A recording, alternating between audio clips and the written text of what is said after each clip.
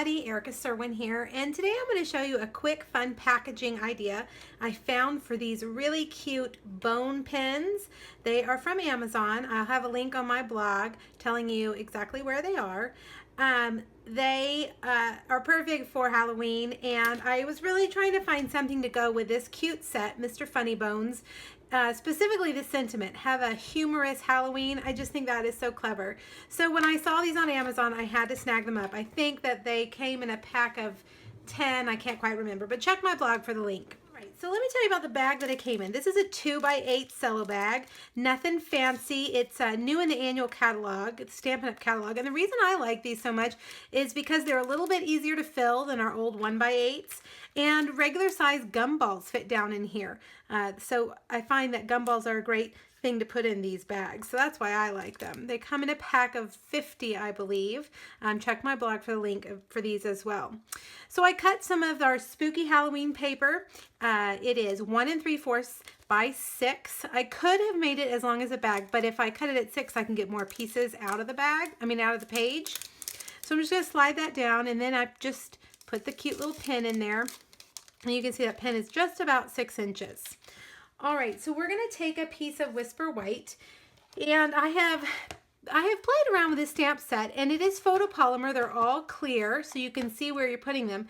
But for some reason, I'm not really very good at lining all these bones up.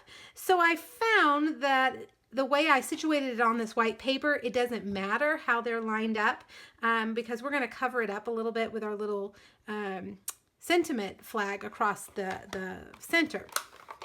All right, so basic black, and I'm going to take the ribs, the chest, and have it over here in the corner, so I don't have to worry about the head. And then I'm going to take the leg bones. I know that sounds so weird that I'm talking about this. And I'm going to do one here like this, and one off to the side like this. And then there's this bone. Guys, I am not a doctor. I don't know the names of all these bones. Maybe I should have looked them up. But this bone has 2 in it, and that is for the bottom part of our arm.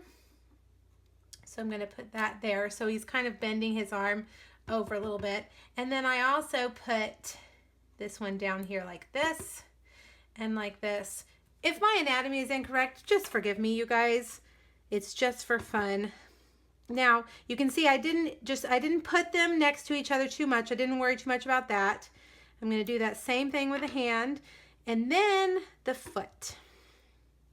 Kind of kicking off like he's dancing. All right, so there. Now, I'm not going to worry too much about their placement because I'm going to stamp the sentiment. The whole reason I wanted to do this project, have a humorous Halloween. We're going to do that in pumpkin pie. I'm going to do it right in the center of a 1 by 4 piece of Whisper White. And then I'm going to take my banner triple punch and slide it in right there. And slide it in over here, hopefully. I don't cut it off. Perfect. Yay. I love when that happens. All right, so here is the 2 inches by 5 scored in the middle. And I'm going to put our little skeleton right there. And then I'm going to do this along this way. And you can see how it's just going to cover up those bones. It's not really going to, no one's really going to care that I didn't line them up correctly. Or if I have the wrong bones in the wrong place. It doesn't really matter. You just can see that it's a cute little skeleton there like that.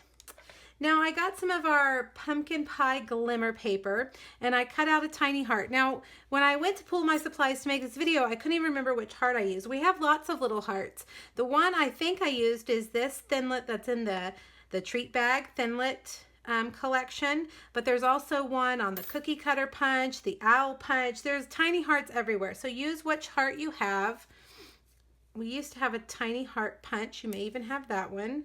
And just punch yourself a little pumpkin pie guy.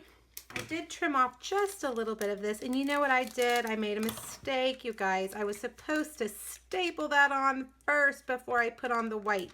So you make sure you do that so you don't make that same mistake that I did. That way, when you put your white down, it's going to cover up those staples. But I'm going to fix this mistake by just putting some fast fuse, which is another solution. All right, so there you go. Now we're going to take some of our Halloween twine. And you know, I love my twine, so I'm going to wrap it around several times, maybe 3 times, and finish off with a bow right here. Now, I do have to say, this morning I was at my grocery store. We have, our local grocery store is called H-E-B here in South Texas, and they have a great Halloween section. And over in the little area of the Halloween section where they had the bouncy balls and the pens and stuff, I did see some, they were bone glow-in-the-dark pens with a hand on it. They weren't as cute as these necessarily, but if you look in your Halloween department locally, you might find something like that also.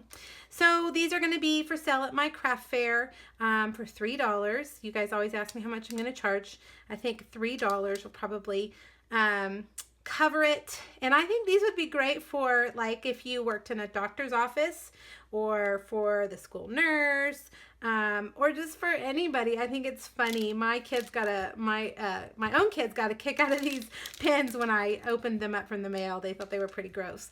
Okay, you guys, I hope you enjoyed this. Check out these 2x8 bags. They hold a lot of different things, not just pens, but gumballs and peppermint patties, things like that. They're a great size. All right, have a great day. Bye-bye.